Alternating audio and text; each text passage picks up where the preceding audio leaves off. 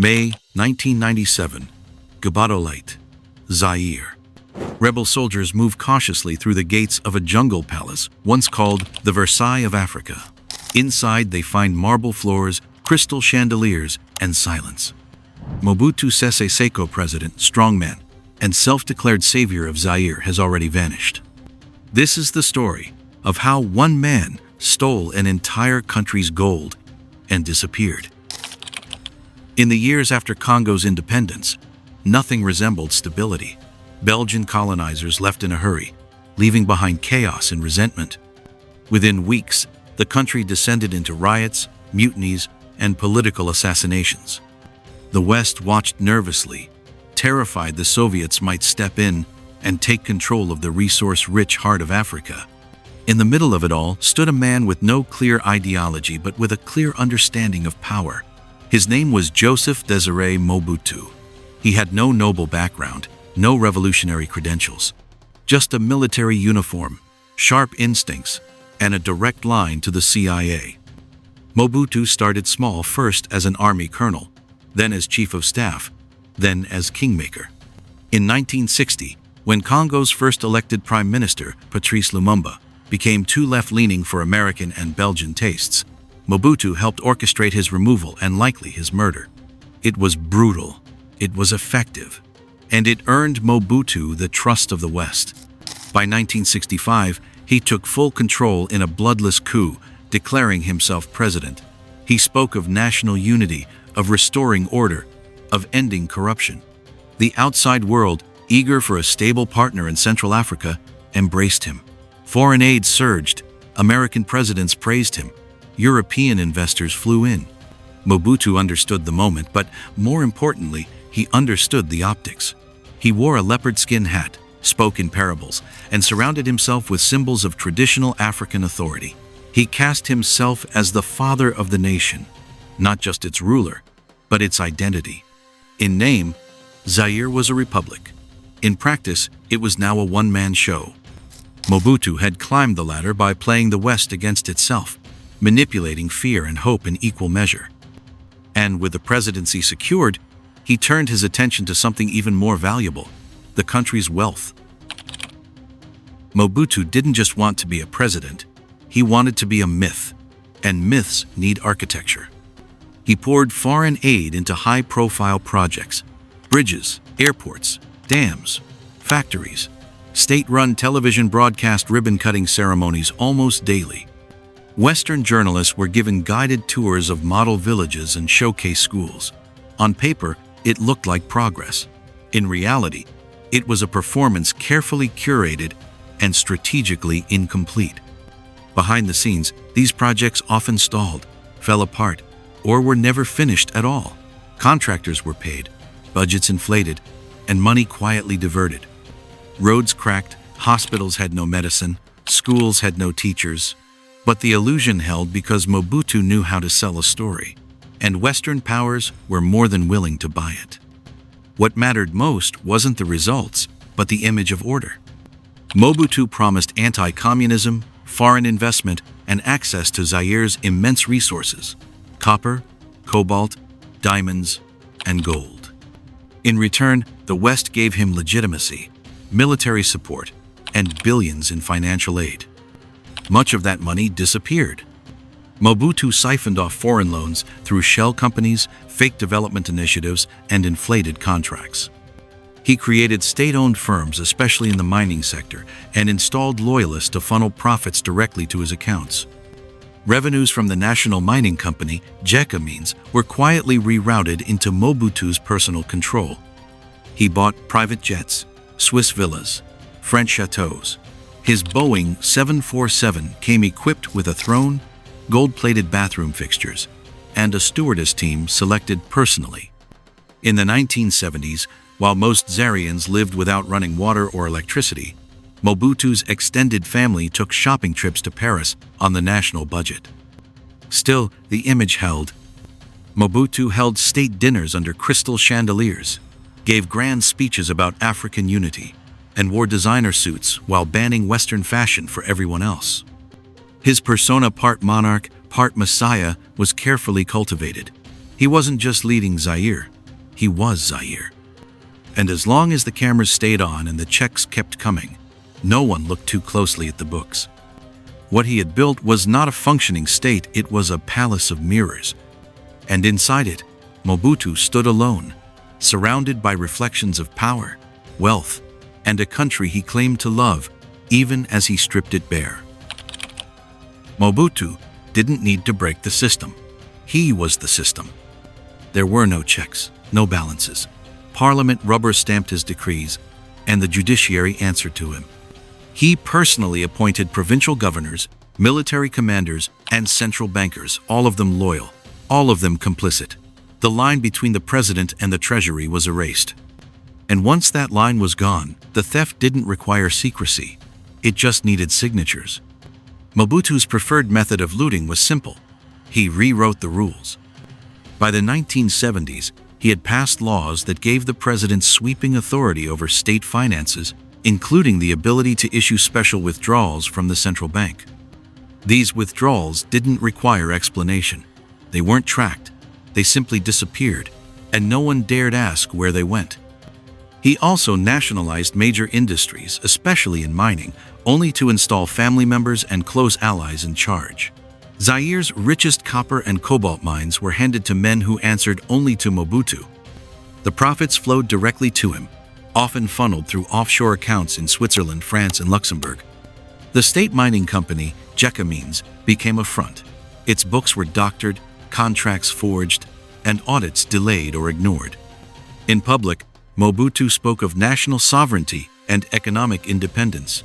In private, he sold off mineral rights to the highest bidder and pocketed the difference. The scale of the theft was staggering.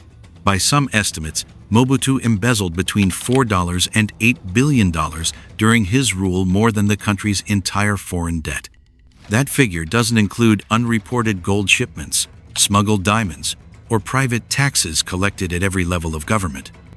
Entire exports vanished from the record.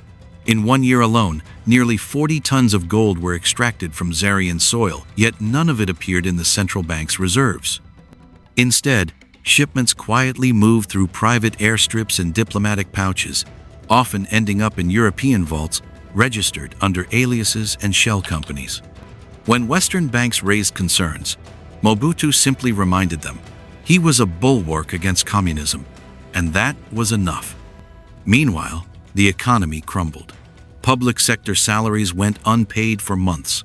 Teachers took bribes to pass students. Doctors demanded chickens and rice instead of money. Inflation devoured savings. Infrastructure collapsed. And yet, Mobutu's wealth grew.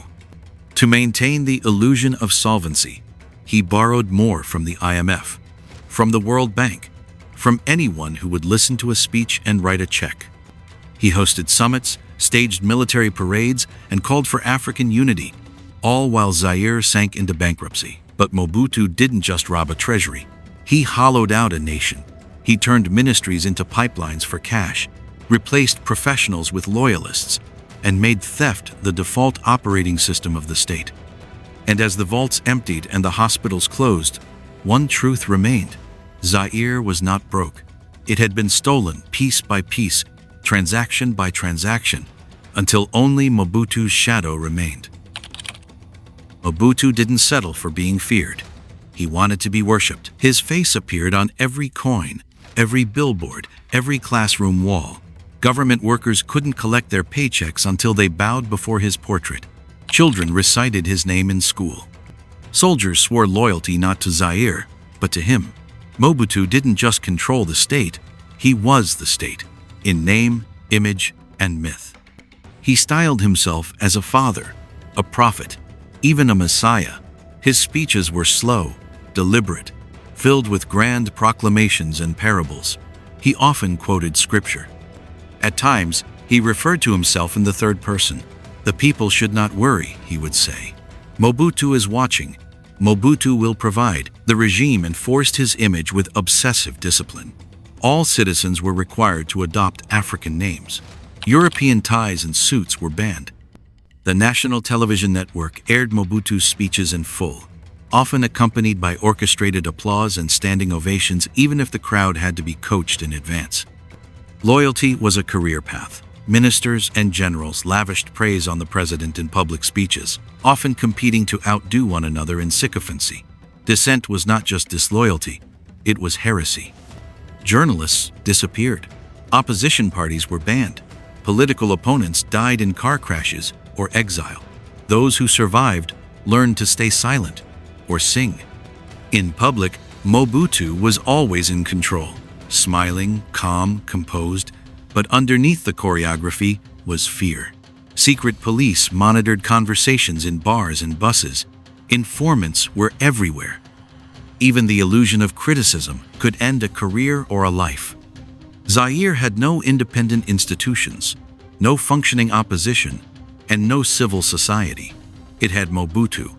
His image towered above the people, not as a leader, but as a symbol of strength, of permanence, and of a nation that no longer knew where he ended and it began. Decades, Mobutu's grip on Zaire had seemed unbreakable. But even empires built on fear eventually rot from the inside.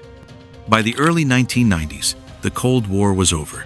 The United States no longer needed Mobutu as a buffer against communism. Aid dried up. Invitations stopped arriving. Western leaders who once shook his hand now avoided eye contact. Without international support, Mobutu's myth began to collapse, and so did the country he had hollowed out. The economy, already brittle, broke wide open. Inflation soared. Government offices ran on bribes. Hospitals had no medicine. Schools had no teachers. Civil servants went months without pay. Soldiers looted markets for food. And across the country, silence turned to unrest. Mobutu responded the only way he knew how. More speeches, more promises, more repression. But this time, it wasn't enough. Students began protesting. Workers went on strike. Priests gave sermons about justice. For the first time in years, people were no longer afraid to say his name with anger. In the east, a new threat was forming. Rebels, backed by Rwanda and Uganda, began advancing under the leadership of a little-known figure, Laurent Désiré Kabila. They moved fast, city by city, gathering support as they went. Locals welcomed them. Army units defected. Entire provinces fell without a fight. Mobutu, weakened by illness and decades of paranoia, could barely respond. He was flying back and forth to Europe for treatment prostate cancer, according to aides. While the rebels marched toward Kinshasa, he remained absent, secluded in his jungle palace or his riverside villa, increasingly removed from the reality outside. Inside his inner circle, panic set in. Some generals made secret deals with the rebels. Others fled. His once loyal advisors began securing their own escape plans, quietly wiring money out of the country. Mobutu had built an empire of mirrors, and now the reflections were shattering. By early 1997, the writing was on the wall. Mobutu's speeches grew shorter. His voice was weaker. For the first time, he looked tired, not just old beaten. And as Kabila's forces closed in, it became clear. The man who had stolen a nation was about to lose control of it, not with a bang, but with the slow, silent collapse of everything he had built. May 1997, Mobutu fled the palace at Gbadolite for the last time. There was no grand farewell, no final broadcast, no declaration to the people he had ruled for over 3 decades. He simply boarded his private jet, gold-trimmed, lined with leather, and took off. Alongside him were family members, loyal aides, and several discreetly packed trunks. Inside those trunks, according to witnesses, was everything that still mattered. Bundles of US dollars, gold ingots, bearer bonds. The wealth of a nation shrunk down to carry-on size. By the time Laurent Kabila's rebel forces entered the palace, the place was empty. They found chandeliers still hanging, polished floors, and a few scattered signs of a rushed departure.